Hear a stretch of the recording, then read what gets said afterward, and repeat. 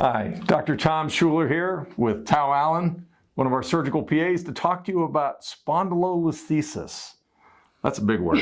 So spondylolisthesis is one of those medical words that's meant to confuse you.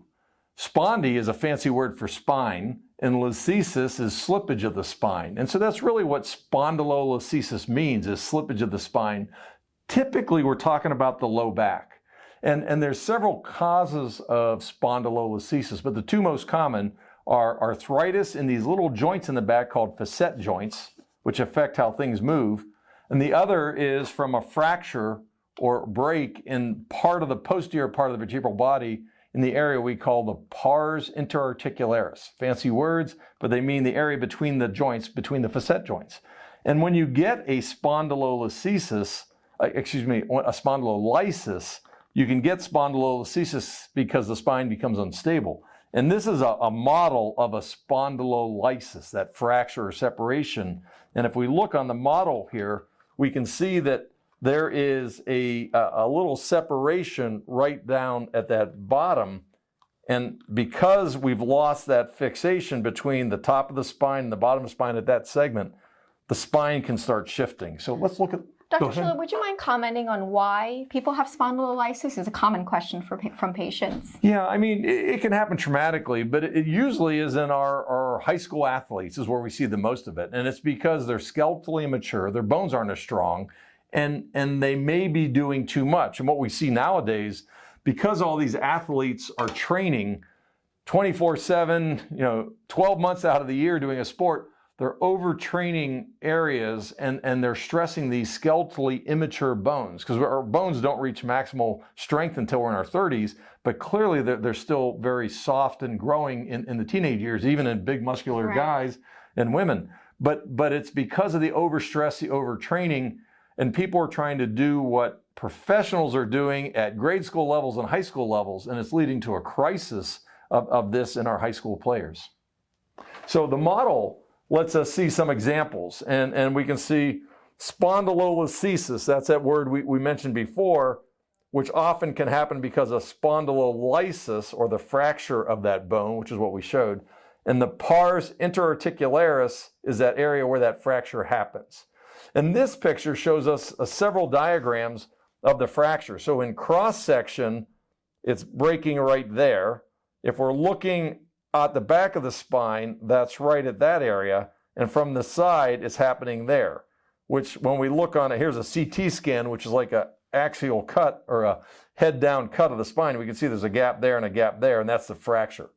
So spondylolisthesis is a problem because we've now lost the ability to stabilize the spine, and it's basically unstable. And if it happens because of the arthritis in the facet joints, then not only is it unstable and moving, but now you're getting extra tissue growing around those, and that can pinch nerves. And if that pinches the nerve as it's going out, that'll cause pain to go down the extremity.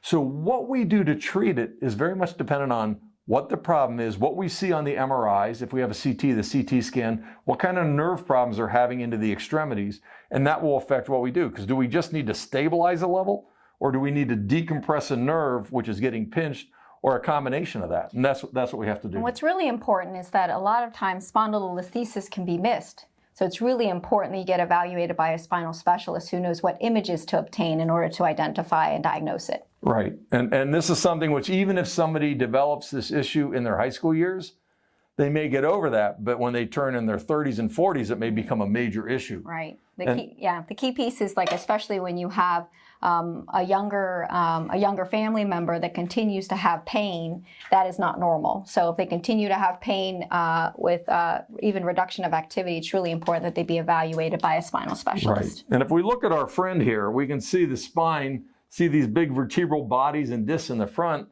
And in the back, we see those facet joints and the spinous process, all these different bony structures. And typically, traditionally, spines were always treated from the back with decompression, screws and rods. But nowadays, there's many things we can do in a minimally invasive fashion, much less disruptive, to not only treat the problem, but protect all the adjacent levels. And that's what's exciting about the surgery from the front, is we can miss all the muscles, not disrupt them, not denervate, and take advantage of this large space. If we look on the model, if we're trying to do our work in this disc space and reduce that slip and stabilize it, there's much more surface area here than if we're just working on the back on these little elements. And so this is an example of a young woman who came to see us, and we can see the spondylolisthesis or slippage. Here's the spine coming up, and then we see it clunk forward, and then the rest of the spine stays in a line going up. So it's this slippage of the spine forward that is called spondylolisthesis, and we can see that slippage there. And if we look on her front view, yeah, that's the actual fracture through that pars interarticularis. Right.